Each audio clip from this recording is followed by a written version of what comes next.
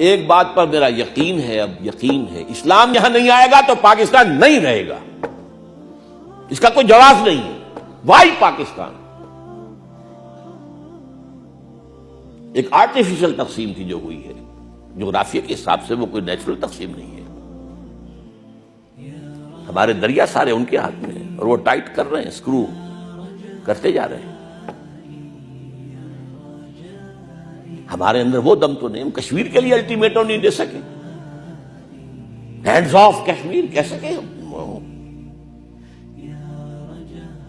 وہ کمانڈو داخل کر دیے 1965 میں، اور ایوب خان کو یقین دلا دیا تھا بھٹو صاحب نے کہ انٹرنیشنل باؤنڈری کے اوپر امریکہ کی طرف سے اسے یہ ضمانت مل گئی تھی، انٹرنیشنل باؤنڈری پر حملہ آور نہیں ہوگا بھارت۔ وہ ہو گیا، لاہور پہ سیدھا حملہ کیا اس نے۔